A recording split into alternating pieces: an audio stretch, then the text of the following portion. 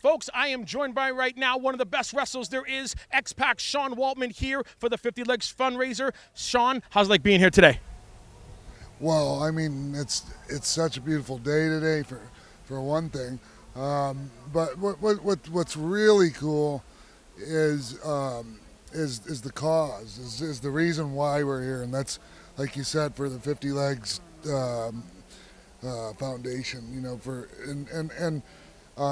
You know, we had a golf tournament yesterday, and got to help out several victims from the Boston bombing, and that's to be able to do things like that, and to be able to use our notoriety for something good, for a change. Maybe not for a change, because I've been doing this stuff for a while now. I've kind of gotten my crap together for a while, but it's just it's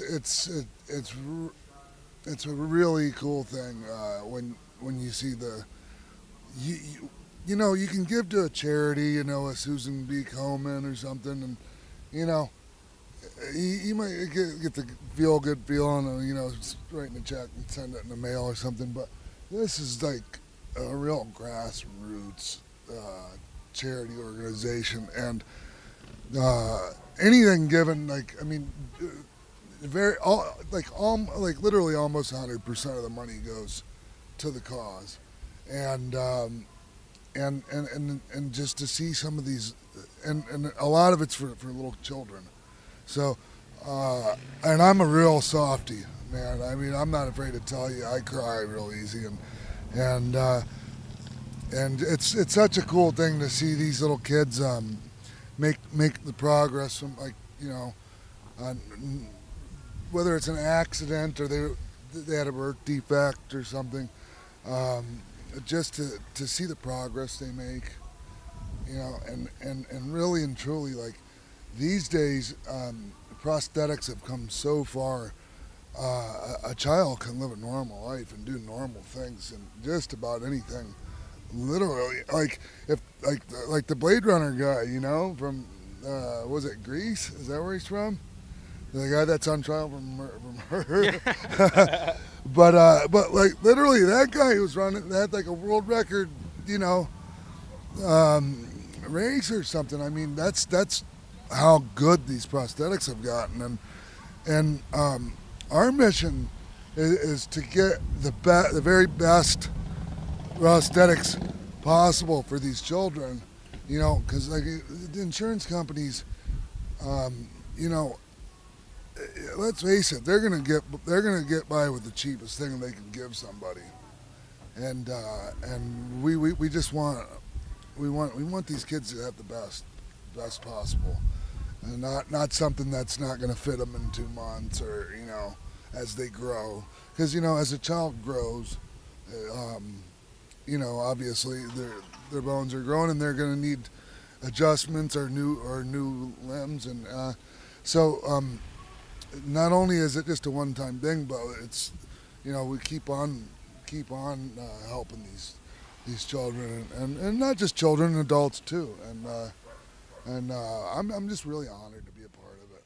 And we're glad to have you here. I have to ask you, we've had you on the show a couple times. This is the first time we got to talk to you since the Raw 1000th episode, the return of DeGeneration X. Yeah. It is one of the greatest moments in WWE history. We got to see one of our favorite teams all together. You, the Outlaws, Triple H, Shawn Michaels. You have to tell me, brother, how was that experience like to come home, to reunite DeGeneration X? It was an amazing experience. I saw like I think it was the top 100 moments in Raw history. I think they have one of their home videos, and luckily, thankfully, I was in several of the moments. But the one of them that I was surprised ended up on there so quick was the DX return on Raw 1000, and Shawn and Hunter came out first. And I think the people just thought they were going to get that version of DX again, And then, they're like, well, then there used to be more of us. And all of a sudden we come out in the Jeep and in the Army fatigues, and, It was like a similar to the one that we crashed the party on WCW with, right? Yeah. So although we didn't really do a lot, it was just the fact that we were all together, and Sean, obviously China wasn't there, and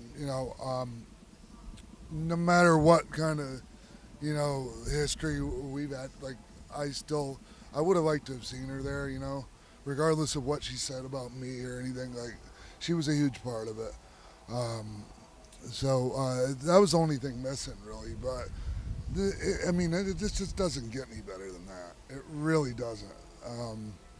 I'm so blessed and that for my career and for my health. Like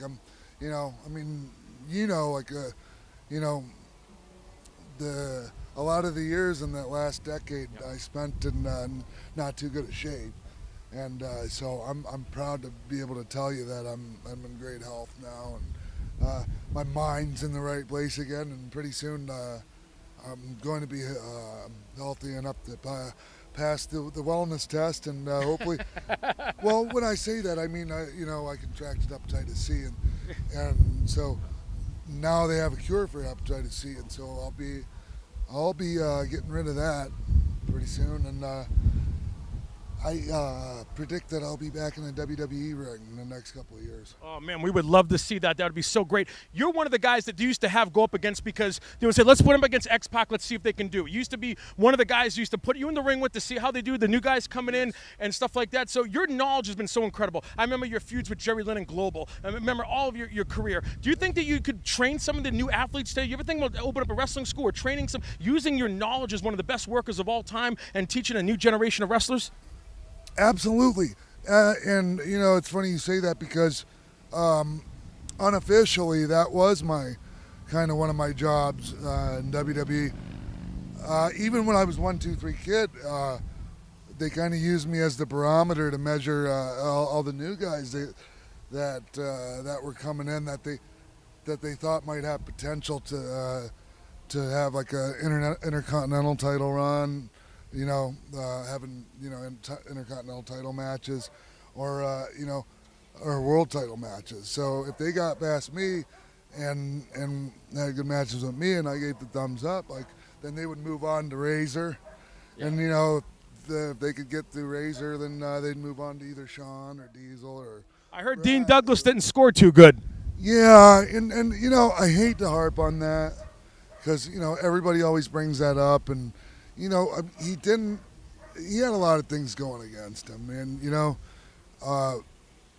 when you first come to WWF or WWE, it's overwhelming just because we perform at such a high level that, just about anybody that comes in there at first is going to be overwhelmed.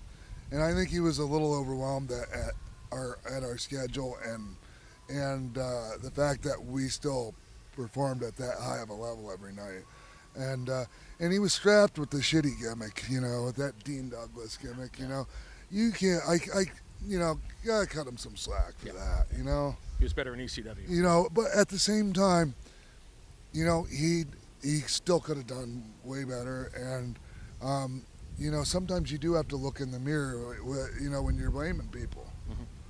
I know all my downfalls. I can track them all right back to good old me. Yeah. So Let's talk about the CLIQ, the most powerful organization in professional wrestling, from DeGeneration X to the New World Order. You guys hanging out with each other, but you had so much power. But people just say you guys hanging out trying to help out the company under Vince McMahon's knowledge. What can you tell us about the CLIQ ruling the 90s of professional wrestling? Well, all we were doing was having a good time and trying to bring the business, trying to bring our industry out of the funk that it was left in by the Hogan era and all the scandals that were going on and just the new change.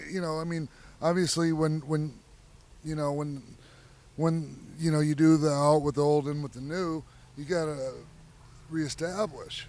and it takes a long time to gain emotional equity from the fans, from the WWE or just the wrestling fans in general. And so we were there for that process, the rebuilding process, and I think that we really, I say this with all humility, I still think we were a major reason for the business rising up out of that funk of the mid and early 90s and going on to greater heights than the business had ever seen before or since. I totally agree. Ladies and gentlemen, it has been an honor. He is the one and only, the future Hall of Famer, X-Pac Sean Waltman, right here at the 50 Legs Fundraiser.